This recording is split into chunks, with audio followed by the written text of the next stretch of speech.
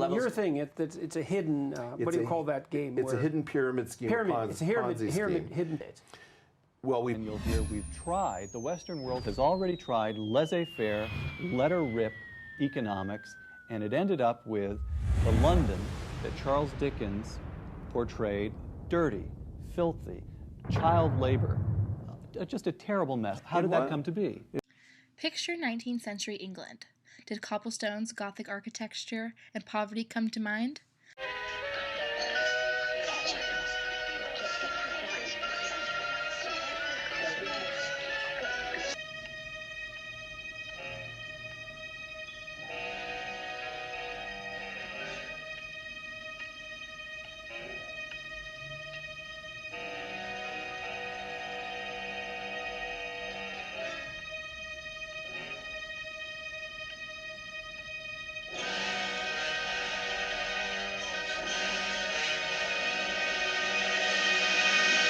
Now imagine being a child during this time with no parents, stuck to fend for themselves and find a way to survive.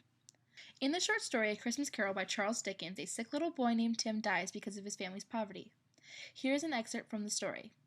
Tiny Tim died because his father was too poor to give him what was necessary to make him well. A Christmas Carol. After infancy, the children were sent back to the hospital to begin working off their keep and go to school. Please, sir, I want some more. What? Please, sir, I want some more. More?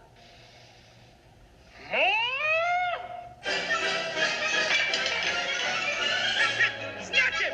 Hold him! Scold him! Pounce him! Prounce him! Pick him up and bounce him! Many of the children would come in sick or contract diseases from the other children. When the hospitals first opened, the mortality rate was close to 40%. It was a terrible mess, but what cleaned it up? The child labor laws and No. The reason it was so messy was because you had to burn coal. And the kind of coal that was available in Britain was very smoky and messy. And once you were able to use oil, natural gas, better furnaces, why is it that all of these people from the farming, from the rural areas came to the city? Did they come to the city because they thought it would be worse? Or because they thought it would be better? And was it worse or was it better? Yeah. And so a lot of the book is kind of making an analysis and critique of the economic system, and also kind of like the kind of cultural ideology that surrounds the economic system that makes it feel so kind of indomitable or impervious or invulnerable to change. You want to talk about that aspect of it a bit? These egos that make embedded growth obligations that make liars of all of the experts who service the institutions.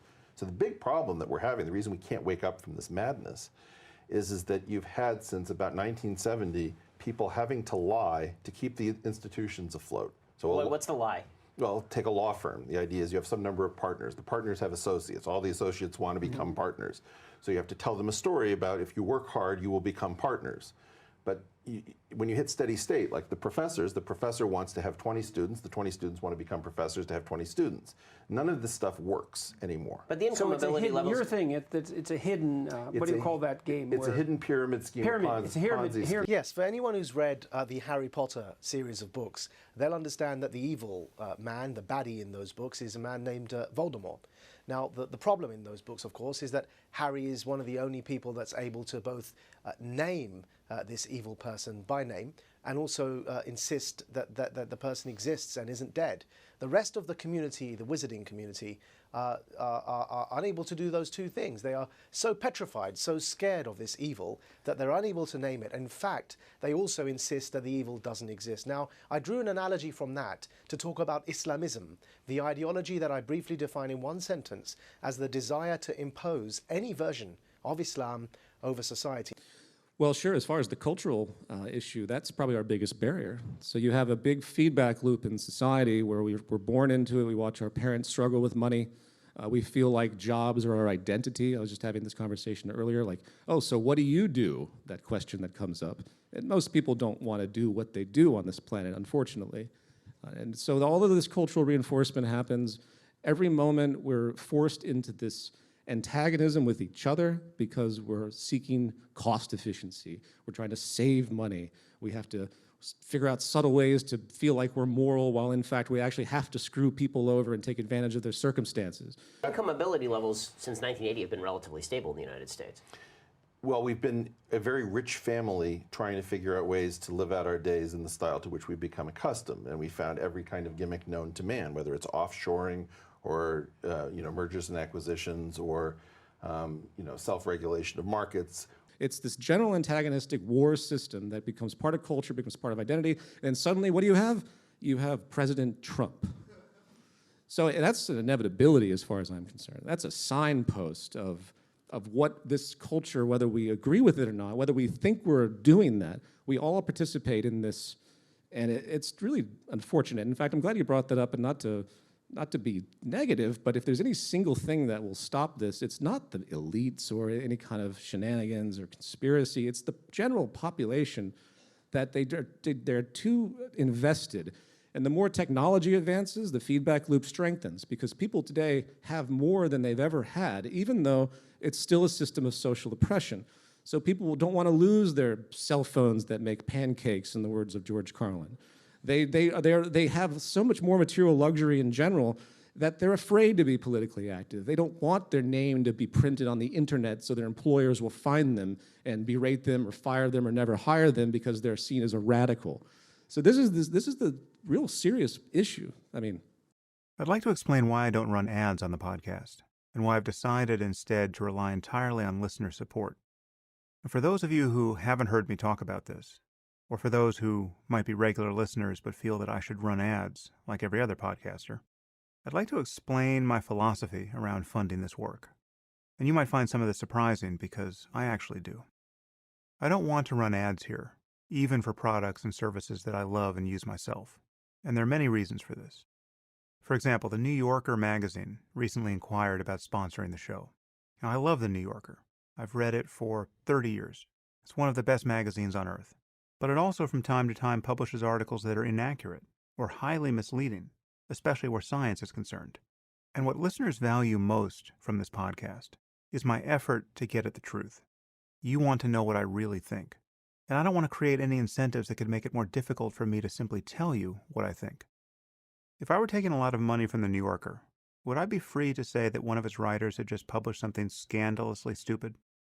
Maybe. But the point is, I don't want to have to think twice about whether something I think is important to say might upset a sponsor. And you don't want me to have to think about that either. My goal with this podcast is to create a forum for honest conversation of a sort that scarcely exists anywhere else.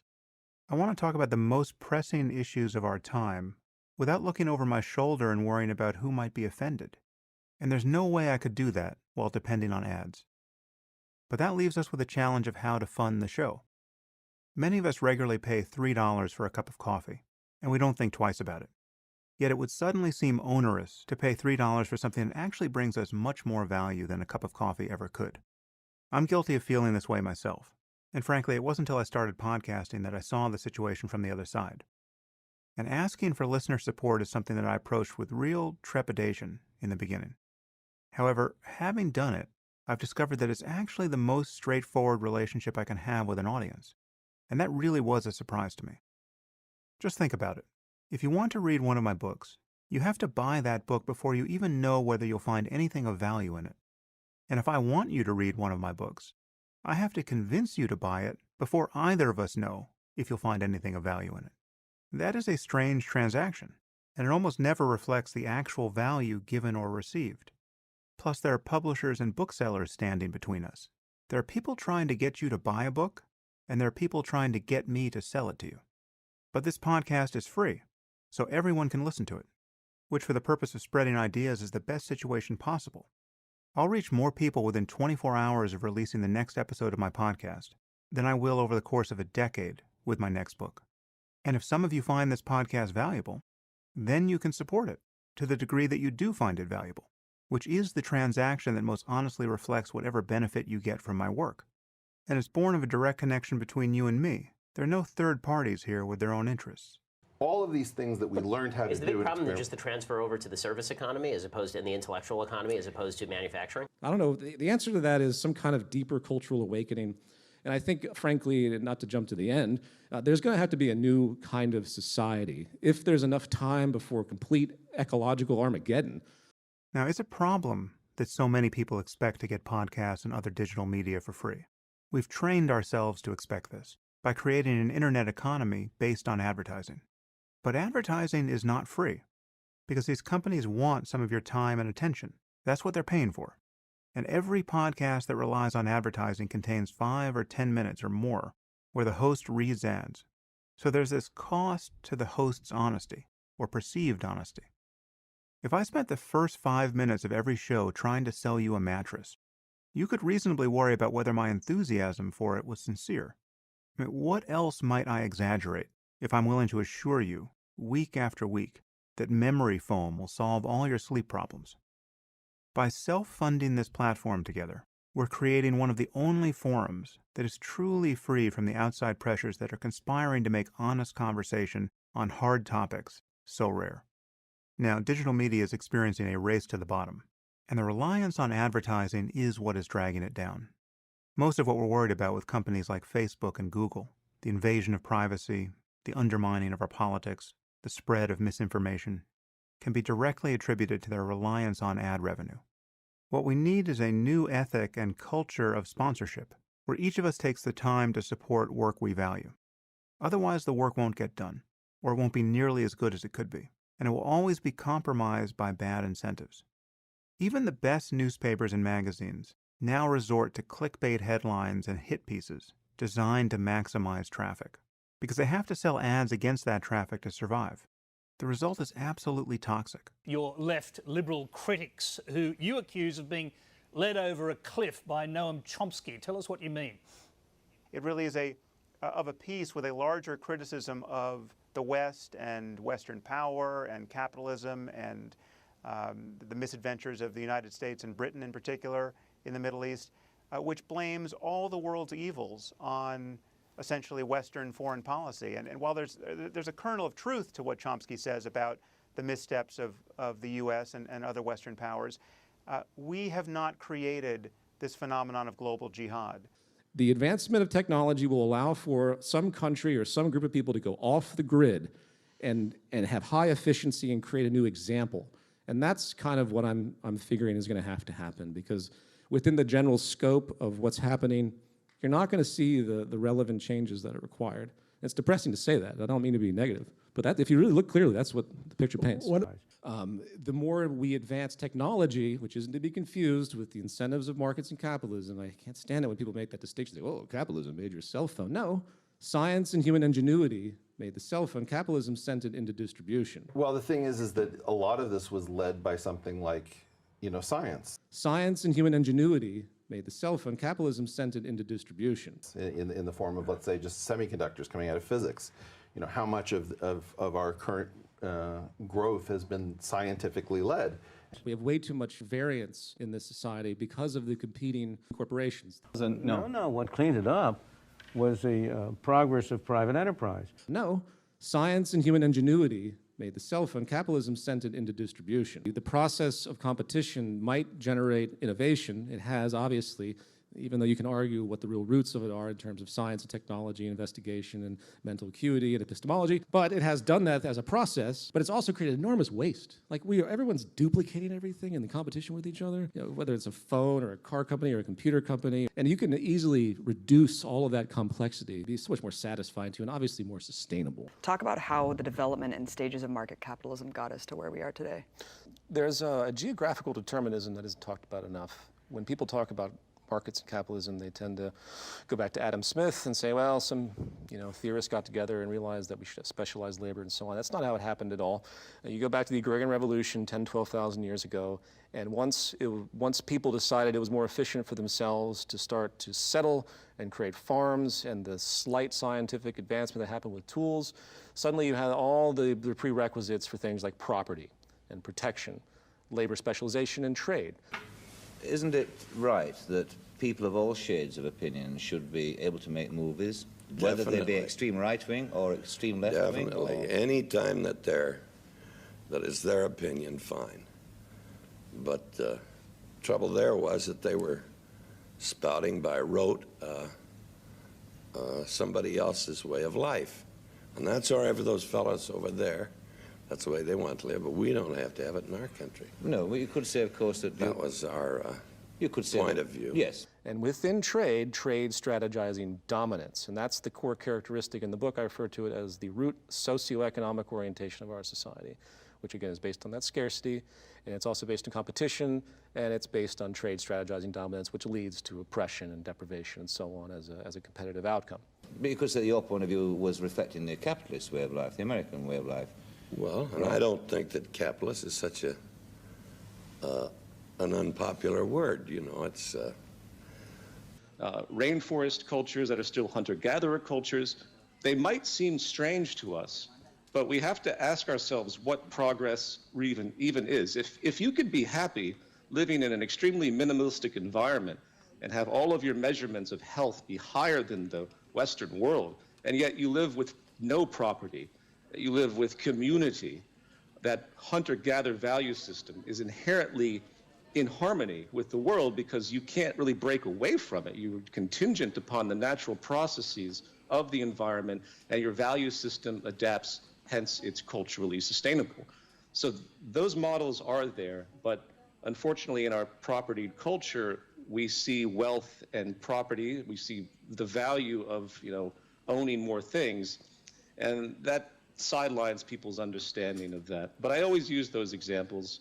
And it's also why I always talk about the pre-Neolithic period, because it's well established by anthropologists that these folks, because they didn't engage in specialization and they existed in communities by default, they couldn't have property because they had to move around.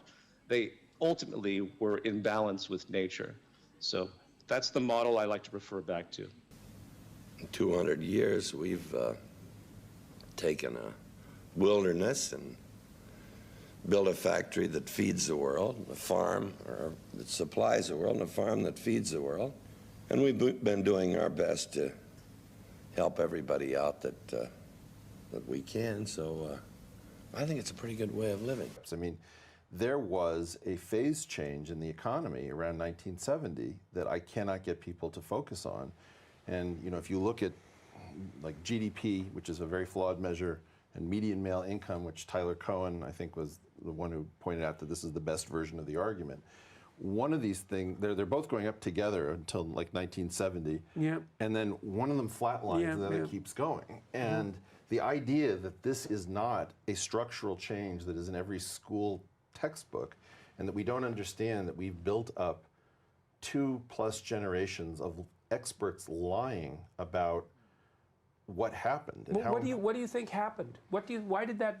Because I've read criticisms of the decoupling theory. Nobody likes my version of it, but I'll give it to you. I'd like to know, because I don't understand it. So the Neolithic Revolution happened, and suddenly society started to build in these structures with all of those things into it. So there hasn't been much of a shift. There have been pockets of people that have lived differently, Aboriginal cultures, Native American cultures. So the geographical determinism has to be taken into account. And you see the force of this dominant kind of desert-based culture, and then the stratified societies taking hold and slowly eradicating all the other groups trying to live a little bit differently. And suddenly it's manifested as we have today with trade strategizing dominance as the virtue of our existence, the need to compete and win, and of course the development of countries, borders, and empires.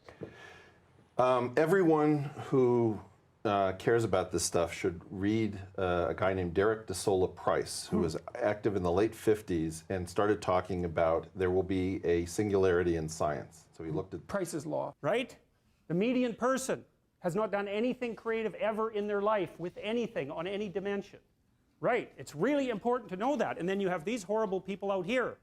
Empires, if it wasn't the United States, in this type of climate, it would have been someone else, because it's simply the most efficient state for any group dominance to maintain as much total global dominance as they can. You have to break it, and the only way to break it is to start with root changes in what started all of this, which is effectively the economic perception, the perception of your survival in your group. Yeah, number of PhDs, number of journals, amount of funding, everything was going up exponentially, and things that go up exponentially cannot continue. So it applies to all sorts of things, like number of hockey goals scored is also distributed this way. Number of basketballs successfully put through the hoop follows the same distribution. And so he predicted this is going to end because there will be too many PhDs per child. And sure enough, that system sort of came apart. So if you look at the period from between 1945 to 1970, you have this growth regime.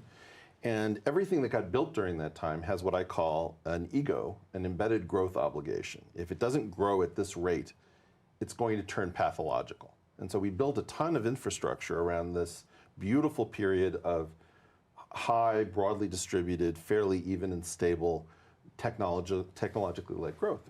And that ended. And then began this crazy period of excuse making where we found every gimmick known to man. And if you want to read an article about this, I think I wrote one called Anthropic Capitalism and the New Gimmick Economy.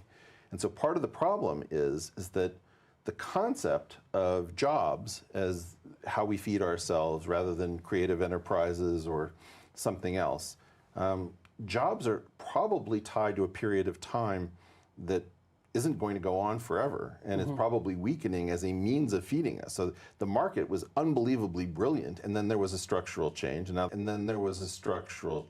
now the question is, how do we account for these egos that make embedded growth obligations, that make liars of all of the experts who service the institutions? And if you change that, then you'll be able to slowly morph society back into what was really a pre-Neolithic kind of worldview, which was all based on community, gift giving.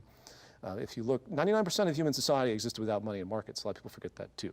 So this isn't some inevitability of the way we live. What is the silver bullet that can possibly transform this negative trajectory that we're on? And then there was a structural change, and that is structural change of the economy. So the big problem that we're having, the reason we can't wake up from this madness, is that you've had since about 1970 people having to lie to keep the institutions afloat. So what's the lie? Well, take a law firm. The idea is you have some number of partners. The partners have associates. All the associates want to become partners. So you have to tell them a story about if you work hard, you will become partners. But when you hit steady state, like the professor wants to have 20 students. The 20 students want to become professors to have 20 students. None of this stuff works anymore. But the income ability levels... Your thing, it's a hidden, what do you call that game? It's a hidden pyramid scheme. It's a hidden pyramid scheme. Within that environment, and again, hopefully Uber will do that with the automated car system where it's just stupid for them to be multiple cars and people don't own cars anymore. That's a possibility. But as you point out, it's not economically efficient for that because in this system, everyone should own one of everything to keep economic growth going. The more you stop buying, the more jobs are lost and so on. And that's the way the system flows. All of those things is what made it possible to clean London up. Because like one of the things that's bothered me about the left and the right is the right tends to think, well, if you just got your act together and worked hard, you can make it. And the left tends to think, well, everybody's the same, and if you removed systemic impediments, then everybody could do whatever they needed to do. Well, the left is wrong because there's a real diversity of ability. But the right is wrong because there's a real diversity of ability.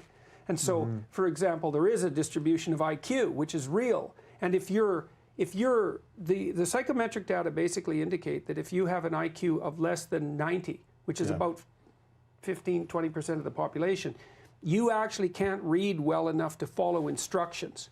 And you might say, well, that can be rectified, say, through educational means and so forth, and the evidence for that is pretty damn thin. And so the problem with a society that's meritocratic, fundamentally, even if it's meritocratic based on character, is that there's still going to be individual differences that seem to be innate, that are going to produce radically unequal outcomes, many of which are painful. Yes, but the thing that you will have a hard time convincing me of, having gone through the PhD system in the sciences, is that some of the world's most brilliant people hold PhDs in the sciences. And I came up at a time when, in the early 90s, these people were told that the world was their oyster and that we were desperately in need of scientists. And I remember a friend of mine being told that he had a $14,000 a year job offer post-PhD from MIT with a pregnant wife. And the person who offered it was like, this is great, we can get people for pennies. Right. And why was that? It was because of something that came out of the National Academy of Sciences and the National Science Foundation to slam American workers in the sector. This is very, very important. It had predicted that people would be paid 6 figures for PhDs, which was, larger than they had been paid for a long time. And it was the meddling with the market. The thing that I don't like about the personal responsibility issue is that individuals should not be solving the problems of, let's say, tech groups getting together and say, we will not poach each other's employees. That, like, the market has to work for people, not just institutions. Now, that's a phase of human development. We've had to do that, but now it's time to phase it out. And if you're in a sector in which you can make the market work for you, you have this feeling of anybody can do this. And in fact, what you need to do is you need to migrate to these sectors, because there are other sectors where you have, let's say, government intervention, which says we are going to interfere with the free working of the market, or we are not going to take into account that some people produce public goods. Even after the development of agriculture, which, as I've talked about at length, is what has created the systemic process of labor specialization, and then when you combine the ethic of income through that, you end up perceiving scarcity, and you begin to build out this problem that we see, in the world today. And so it's very important to me to understand that some people are coming out of very different circumstances in which it's very unlikely that they will be able to make their world, grow and blossom. But there are exceptions, especially Native American cultures, Aboriginal cultures that you'll see spread throughout that have been isolated, or I should say have been studied before they were wiped out usually. And that other people of extraordinary ability and high IQ and work ethic find themselves not fighting forces that they don't even understand. Well, this is the sort of criticism that's often levied at me, because people say, well, you don't take the systemic problem sufficiently into account. And so that's a nice outline of the systemic problems. When the banks decided that they should be self-regulating with respect, to their gearing ratios or the risk, there was one guy who wrote in at to this SEC hearing to allow these investment banks to, do the last little bit before 2008 blew up everything. This guy, Len Bollet, who was a computer consultant to banks. It's like one guy in the entire country saw a disaster coming and got involved in this internal game that was by banks for banks. And so what's very important to me is to understand, when you have bad behavior by institutions, it is pathological to put that responsibility on individual shoulders. Well, but the only coda I would make to that, and I think that's a fair comment, is that what I'm hoping and what I'm trying to convince people of is that their ethical responsibility, which is partly to further their own development to the degree that they can, does extend to the community, is that you want to make ethical citizens so that they don't make mistakes that corrupt the operation of the system at a systemic level. The best way to do that, in my estimation, over the long run, is to concentrate on the ethical behavior of the sovereign citizen. I think wealth inequality is a real problem. What do you think about universal basic income? I've always been in support of it ever since it was first talked about in the 1960s, when I read about it being talked about in the 1960s by Dr. Martin Luther King Jr. And I think socialism is in the extreme, is a failed response to that problem. It makes perfect sense that in an unequal society with great technological abundance that is being even more unequally distributed. It's not to say we don't need a social safety net. I think we do. And I think we need an increasingly strong one. That you have to have some kind of income coming to those classes, those lower classes, because they're going to become unstable, first of all. So let's imagine that a rising tide does lift all boats, and that's actually happening, but we're purchasing that at the price of a certain degree of predictability and stability into the future. That seems quite clear. And that's exaggerated by this incredibly rapid rate of technological change. It's like, okay, so how do we tolerate all that uncertainty, given that we're also deriving substantial benefit from it? We don't want to mess it up. And that leads me to the point that it's actually an elitist concept in a way, because it creates complacency for the lower classes, because it is going to make it seem like the system is correcting, but the system isn't really correcting. The system is just compensating. And that goes for most of the welfare kind of reforms and economic wealth redistribution schemes that we see, which I, again, am in support of, because there's too much suffering. You have to put something out there that helps people right now, especially with the rise of technological unemployment and automation. And what I've been suggesting to my audiences is get your act together as much as you possibly can, because the way that you deal with uncertainty is by being prepared for anything and everything that's going to come your way. And so you want to put yourself together so that when the difficult decisions come along, even though we can't predict what they are, you're going to be in the best possible There's a solution. new message here. The new message is that whatever, like, I want to tell somebody, very often I hear parents, like, we have 2 children and one of them is living at home. And I say, okay, let me explain in part why your child may be living at home when you're disappointed that that's happening, right? And so I go through the economics argument. The person feels better. Oh, wow. Or I explain, here's why you're not able to catch up to your parents. It's not all about your personal failure, right? And so the idea is that that personal responsibility is something that we need and we also can't have, right? It's too dangerous.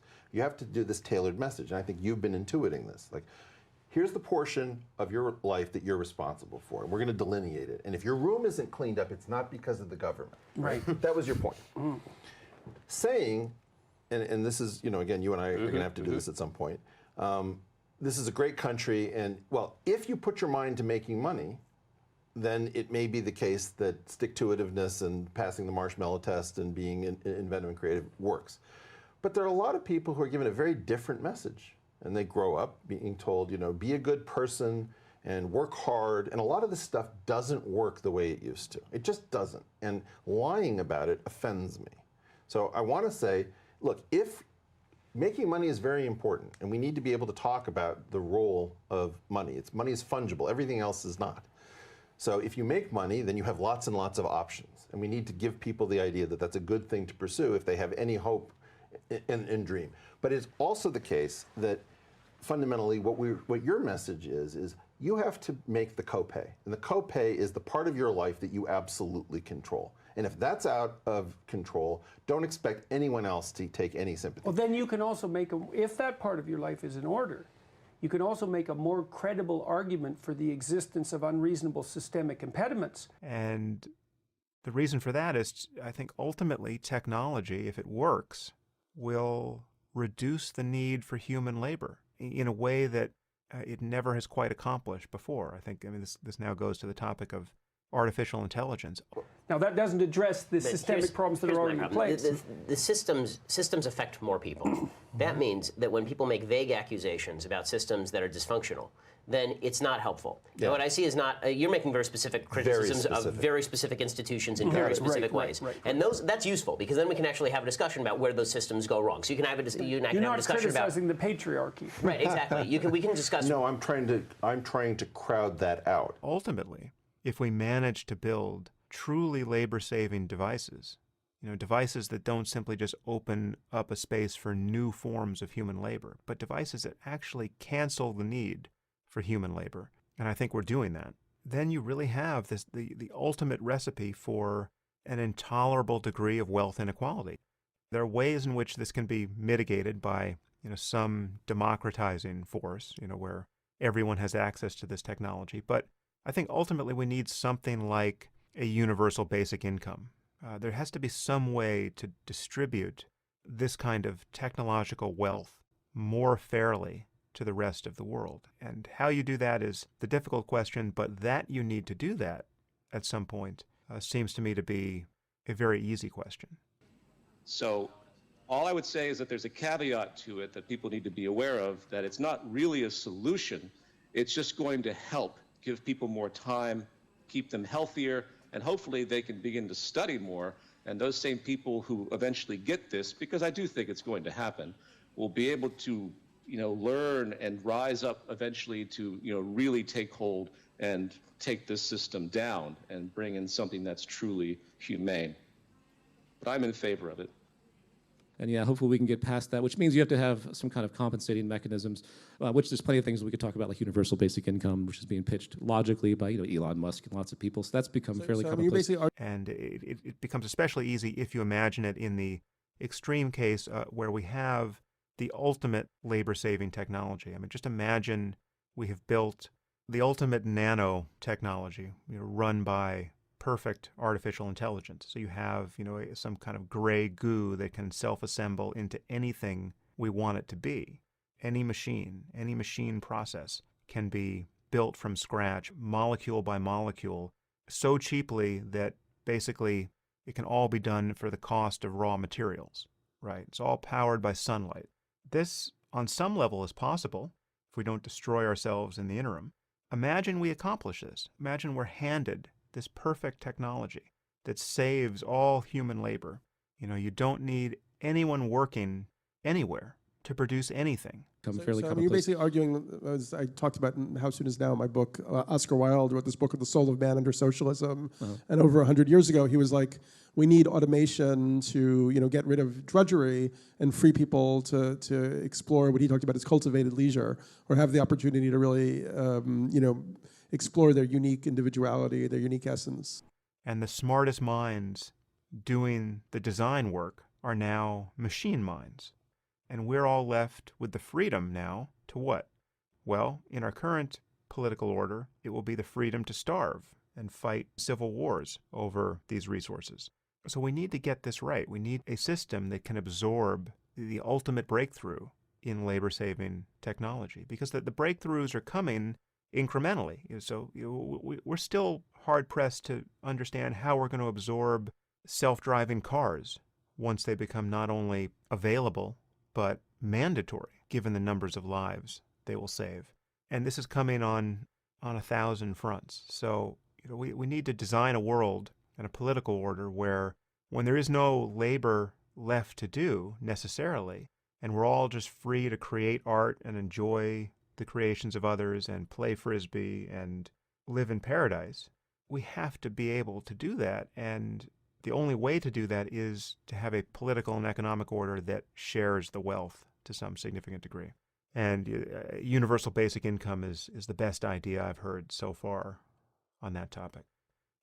I think what's wrong with the idea of Maslow's hierarchy is that Maslow presumes that you have to meet your material needs before you can meet your spiritual needs, and that's wrong. That's just not right. It's not wise. Read Viktor Frankl's Man's Search for Meaning. That's a good antidote to that. And also Solzhenitsyn's Gulag Archipelago, especially Volume 2. Solzhenitsyn has done a tremendous job of dispelling the idea that material security and comfort is a prerequisite to higher order psychological and spiritual being. Think for a moment. We break down what we call the material world into objects, and assign to those objects the kind of words we describe as nouns. And then the world of action we break into events, and assign to events the kind of word we call verbs.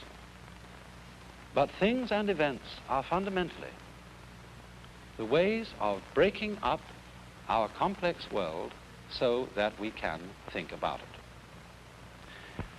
I wonder if any of you have ever been to a psychologist and taken a Rorschach test. In order to sneak behind people's ego, what I've learned about that book and just giving lectures around the world for 10 years and talking and writing and so on is that you can only communicate relevant academic information and expect people to absorb it so far. You have to do something different. That's why the arts are so important. That's why Zeitgeist 1, being the artistic piece that it is, still resonates more than anything today in terms of the trilogy, even though it's almost well, I wouldn't say it's least important, but there's something to be said for allowing people to reach their own conclusions, to give them that Rorschach, if you will. And been asked to look at one of these extraordinary blots. Now, actually, the blot that we're looking at here isn't a real Rorschach blot, because you're not allowed to show them in public in case people saw them before the test. But they're something like this. And they're made by splodging ink on paper and folding the paper over so that you get a symmetrical block. And the psychologist says to you when you look at that, now please will you tell me a story about it? What do you think it looks like? And you might say, well, I think it looks like a great big cat face, or maybe it's a woman's handbag, or maybe it's a dancer waving his arms in front of a pair of pine trees with some rocks around. All sorts of stories you could invent about it, anything you like. And the psychologist will use the kind of information that you've given him, the sort of things that you project out of your own mind into that blot, and he will then form some diagnosis of the kind of person you are. But if it's carefully tempered, people are much more inclined to drop their ego and to jump on board of rational things if it's presented in a way that doesn't threaten them or I should say, doesn't feel like it's imposing upon them. What are vegetables doing? Let's, for example, consider this. And what's it all about?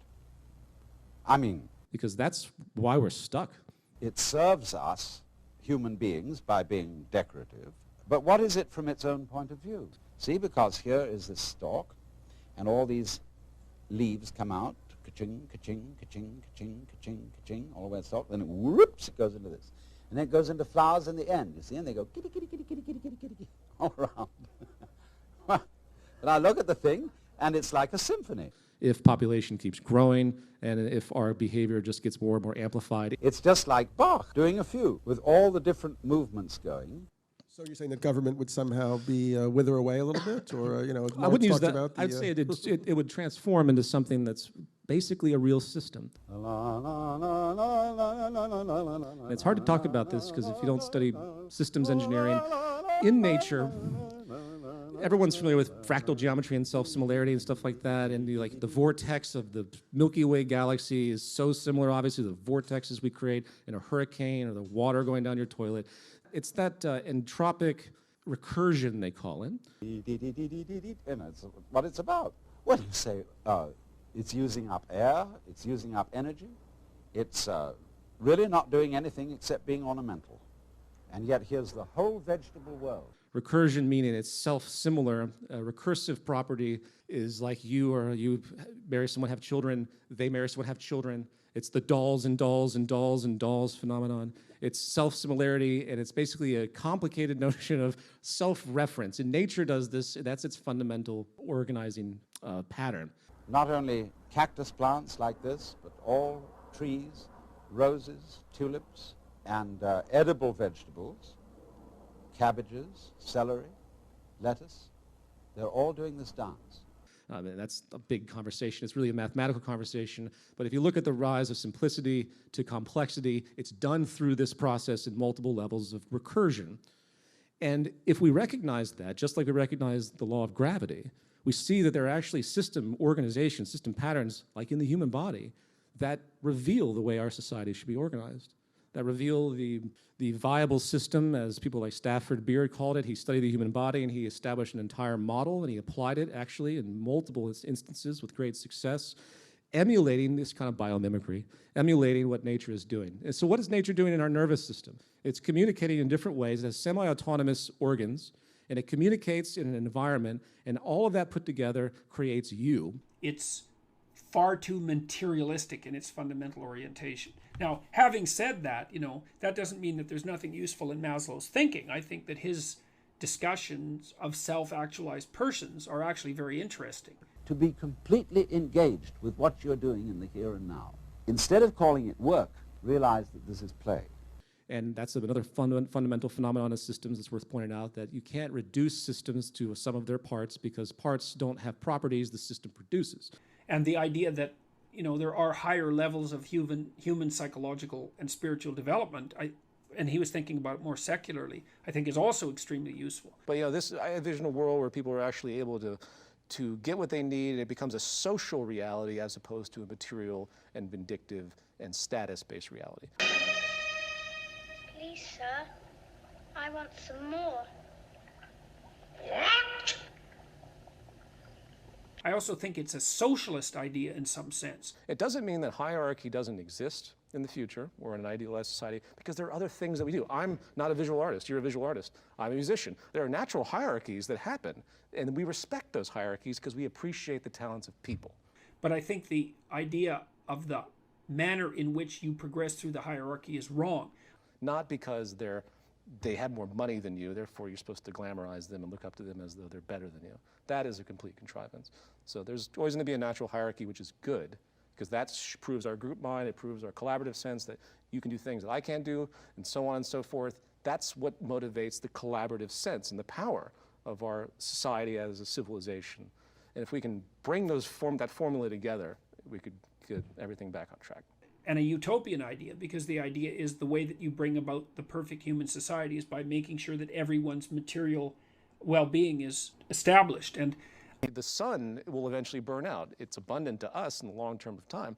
So it's not about, suddenly there's a magical amount of everything. It's about using the efficiency and, of course, focusing the economy on the interest to have an abundance, because in our current society, it's the antithesis of what's rewarded. Very fragile is what you're saying. Very fragile society right now, and it's really unfortunate that the news doesn't give enough credence to the dire strait of the ecological circumstance, mainly because it's really the water and food and energy issue that will disassemble everything we know as a stable civilization. Right. The great nail in the coffin. We have a whole society based upon growth to fuel jobs and so on, not to mention competitive economies and all that stuff.